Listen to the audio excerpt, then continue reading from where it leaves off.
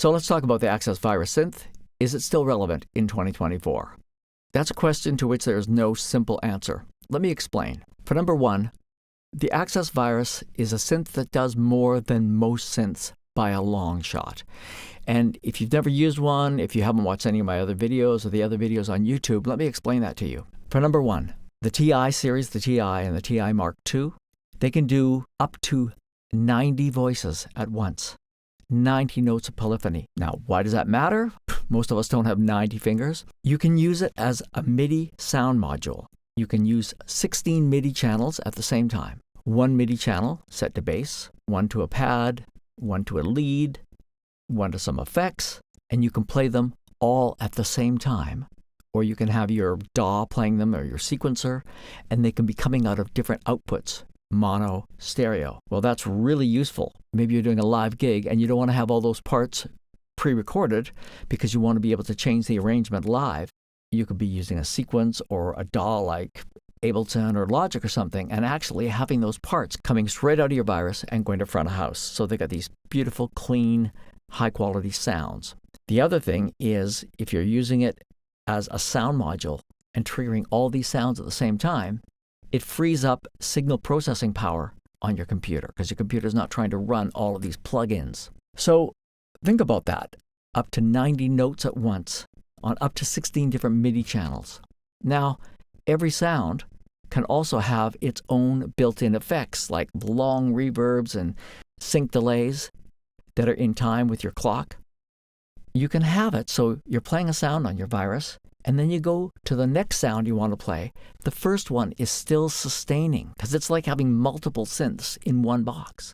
You can play a pad, switch to a different preset, and start playing a different part, a lead, a bass part, and that first one is still sustaining. Like there's some really cool new synths out, like the Hydra synth. Everyone loves that because it does some really cool sounds. When I had a Hydra synth, I found it so frustrating. I'm at a jam session or playing a gig, I'm playing a sound, and I want to go to the next sound, and the last one cuts off because it doesn't have multiple synth engines built into it. So is it still relevant? I think so. I think it does a bunch of things that are really cool, really original.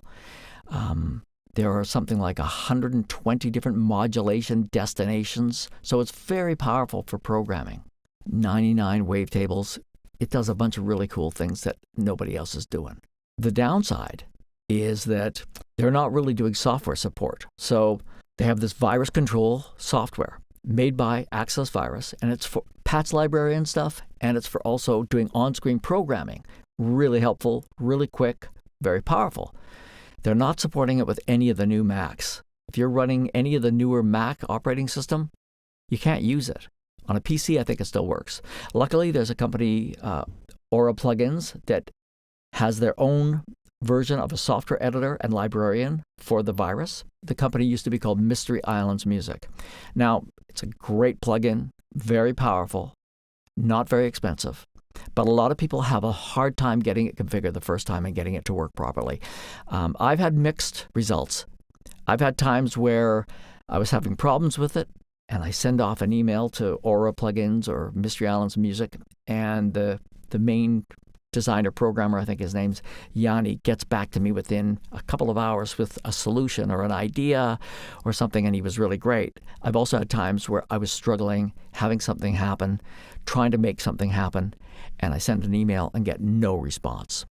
I don't know whether that's because of the change from Mystery Islands Music to Aura Plugins, but I've had people contact me online asking me to give them tutorials or to help them with programming of their Virus, and a lot of them have had the same thing. They bought the Aura Plugins software editor for the Virus, and they had a really hard time getting it working properly. So that's the biggest pain in the ass, is that Virus does not choose to support the Mac OS platform.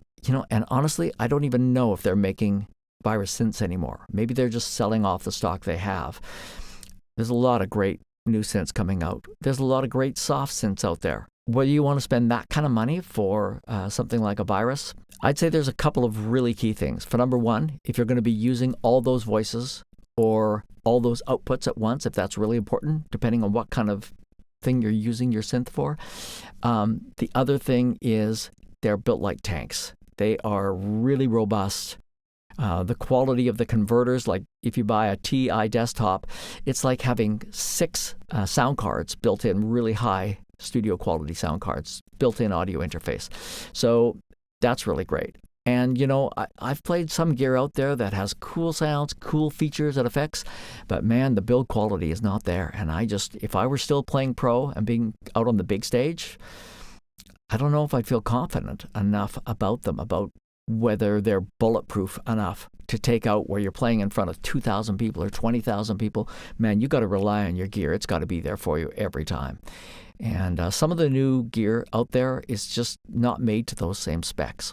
So those are the things to think about if you're thinking about a virus. They're not cheap.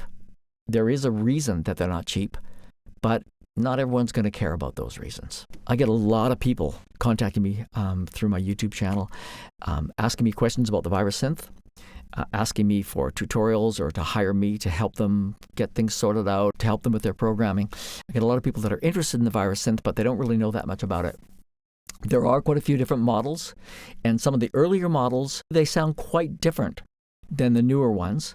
So that's something else to take into consideration. If you've heard something on a Virus C or a Virus B or something, a certain patch, and you really liked it, or a friend of yours has it, or someone used it on an album, if you buy the newest Virus Synth, even though it will load those patches, the filters are quite different, so it may not sound the same. So something else to take into consideration. The newer Virus Synths have way more features, way more effects. They have all the cool additional stuff, whether it's like the wavetables, the stomp boxes built in, the more radical effects and all that kind of stuff, but they do sound a little bit different. So ideally, you want to try to go to a music store, rent one, borrow one from someone you know. Make sure that the virus that you're getting is suitable for the genre of music that you work within or the workflow. So hopefully that'll help you assess whether a virus might be right for you in 2024. Thanks a lot for your time. Hope you enjoyed that.